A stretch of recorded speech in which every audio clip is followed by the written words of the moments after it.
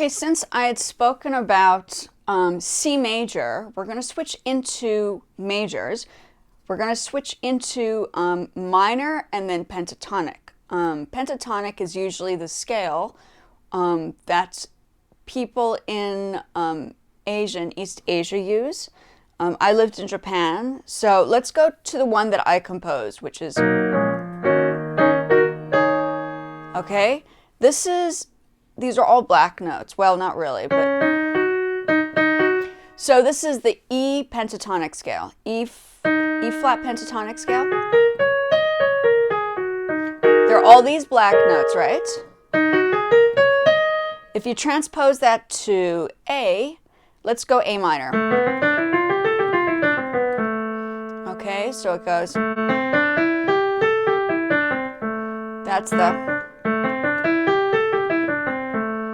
that's the A minor pentatonic scale. Okay, so that's, since everybody's dancing to the song Flower by Jisoo, I think it's Jisoo. By Jisoo. Okay, let's start. I was just listening to it, and so what we're going to do is, I don't know, I might get into trouble if I do this, but I'm going to give it a shot anyway.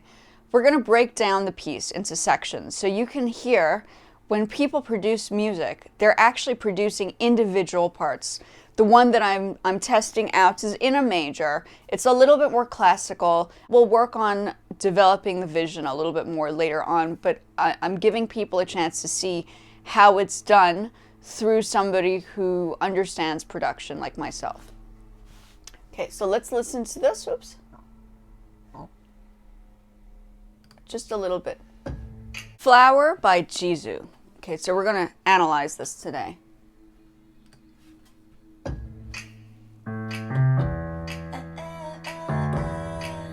Left hand.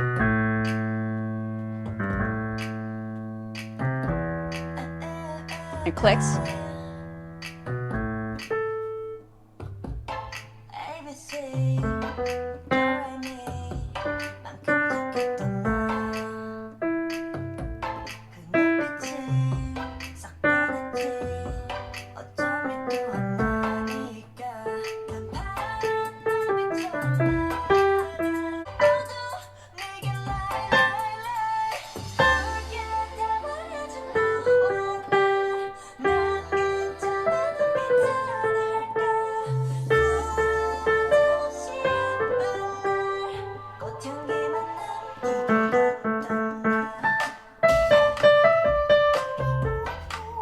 I guess what I'm trying to say is, in order to create a track, whether it's in pentatonic scale, whether it's in a major scale, whether it's in a minor scale, you have to start with one section at a time. And when you record, you're recording individual parts. They don't put the tracks together in one shot and just kind of like say, aha, that's the piece. They layer it, like I'm showing you in Logic Pro X at the moment. Let's go back to Logic. We're starting off with layers. That's the whole thing. And they might have had the bass, and they most likely probably did use the keyboard for something like this.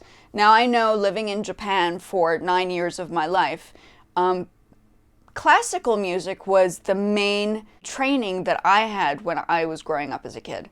And I also know in other parts of Asia, classical music is the go-to for introducing people to music in general. So I'm pretty sure these musicians had classical trained backgrounds before they actually got into composing and producing and having a producer. I mean, there's a formality in Asia that you have that you don't, and Asia and Europe. America's a little bit more casual about things. Maybe not completely casual, but it's a little bit less strict. It's less strict, and there are more open spaces for being an individual. This is a beautiful piece. So let's go back into it. So as you can see, you have layers here. We started off with a drum beat. And then we added another drum beat type of thing over there. And then, so you build it up. So, you know, in this case, you could probably start off with, which is what they did with this piece, with the left hand.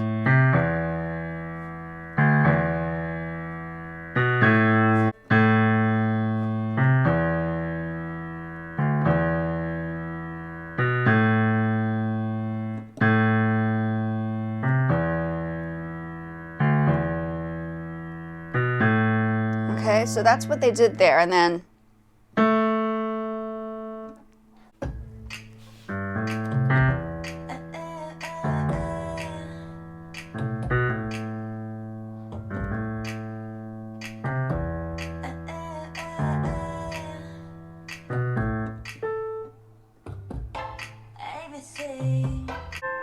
so 1, 2, 3, 4, 5, so it's a 6.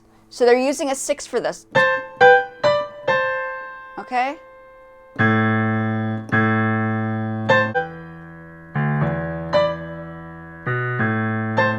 Okay, so that's basically what they've done there. So they have, so I'm doing it by ear. You could probably get the music, but I don't have the music. So I haven't downloaded any of this piece. A lot of people are using it as a popular piece right now. And I think explaining from somebody who's lived in Japan for over 9 years of her life, I think it's important to understand the cultural background of the West versus the East. And this is a good example. So, pentatonic scale in A. And my pieces, I have also used the pentatonic scale in my track, which I'm going to eventually put back up on. Okay, so we all know the pentatonic scale, especially with the black notes. When you transfer that into a different key, they're not all going to be black notes, but it will be the same space.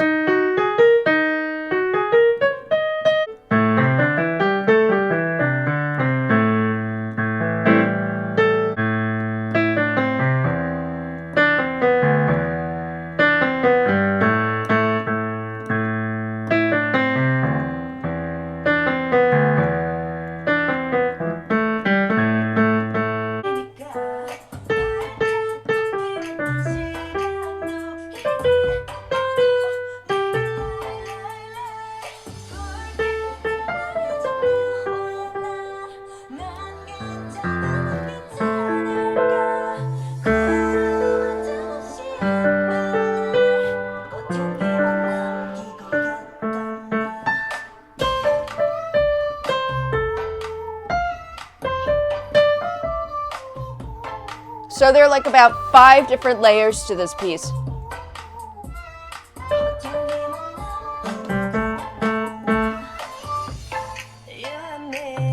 Okay, so there are definitely about 5 or 6 different layers to this. I don't want to play the whole piece. I think everybody knows the song. But I thought maybe it's important to identify that it isn't a pentatonic scale. It's an apentatonic scale. And as a learning process, I think this is kind of like good to understand. And Japanese and Korean are very similar in how they construct their pieces. And I know Japan pretty well. This is another one of my pieces. You know, gotta respect that, you know, unfortunately we lost a very, very big superstar yesterday who happened to be Tina Turner in her 80s. And yeah, I thought I should just give a shout out to that as well, because we got to respect those that came before us, who made big waves. It's very sad that we lost somebody. And she was also for women's rights, so I'm about women's rights too. And that's why a lot of my music sounds very Asian, is because I was very highly influenced by living in Japan very, very influenced, and I think a lot of people are.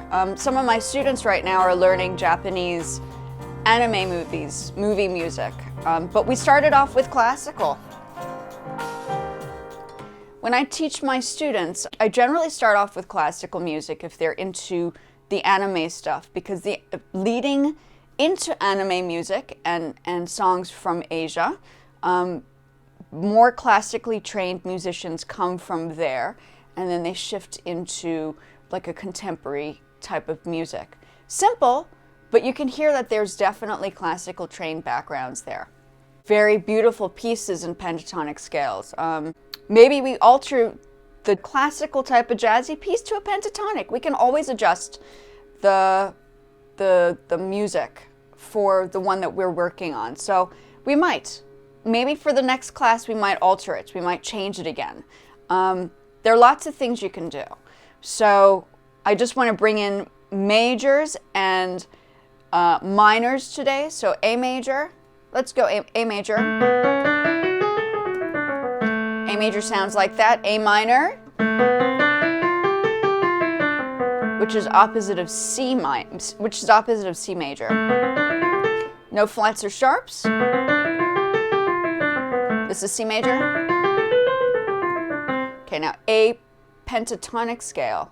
A minor pentatonic. So that's A minor, C minor. If you're going to transpose it, so it's an A minor, and then you have a C minor.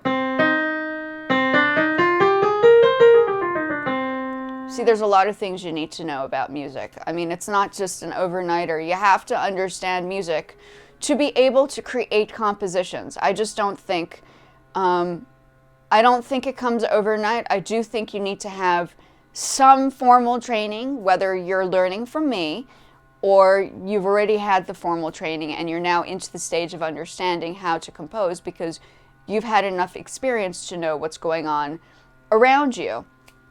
And then you can break down songs like I am. It doesn't just happen like that.